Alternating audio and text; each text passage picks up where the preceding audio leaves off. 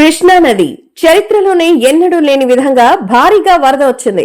చరిత్రలోనే తొలిసారిగా గతంలో ఎన్నడూ లేని విధంగా 12 లక్షల క్యూసెక్ల వరద ప్రవాహం ప్రకాశం బ్యారేజ్ కి వచ్చేసింది.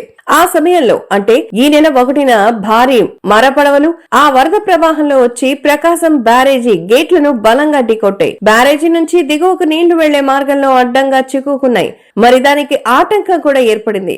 బ్యారేజీకి కూడా నష్టం వాటిల్లింది. బ్యారేజీ 2 గేట్లకున్న కౌంటర్ వెయిట్లు ధ్వంసమైపోయాయి. అప్పట్లోనే వరద నీటిలో ఒకేసారి 4 బోట్లు కొట్టుకురావడంపై అనుమానాలు వ్యక్తమయ్యాయి. ఈ సంఘటన ప్రమాదవశాత్తు జరిగిందని కానీ ఎవరో ఉద్దేశపూర్వకంగా అయితే వదిలారని కానీ ఆరోపణలు సైతం వెల్లువెత్తాయి. గతంలో అంటే జగన్ హయాంలో కూడా ఇదే విధంగా వరద ప్రవాహానికి అవరోధం కలిగి చంద్రబాబు నివాసం ముప్పునకు గురయ్యేలా వైసీపీ ఒక బోట్ ని అడ్డుగా పెట్టారన్న ఆరోపణలు వెల్లువెత్తిన సంగతి తెలిసిందే. ఇప్పుడు ప్రకాశం బ్యారేజీ వద్ద చివరి నీటిని అడ్డుకునేలా బోట్లు రావడంపై కూడా స్థానికులు నాటి ఘటనని గుర్తు చేసుకుంటున్నారు. వైసీపీ కుట్రకోణం ఉందేమోనన్న ఆరోపణలు చేస్తున్నారు. ఇరిగేషన్ అధికారులు కూడా బోట్లు కొట్టుకురావడం వెనక కుట్రకోణం ఉందేమో అని అంటున్నారు. ఒకేసారి 4 బోట్లు కొట్టుకురావడం అనుమానాస్పదంగా ఉందని అంటున్న ఇరిగేషన్ రికవర్ కన్సర్వేటివ్ శాఖల అధికారులు ఈ ఘటనపై విచారణ జరుపుకుంటున్నారు. పోలీసులకు సైతం ఫిర్యాదు చేశారు. నిండా ఇసుకతో ఉన్న 3 బోట్లు వరద ప్రవాహానికి అడ్డంగా ప్రకాశం బ్యారేజీ గేట్లను ఢీకొట్టిన ఘటనపై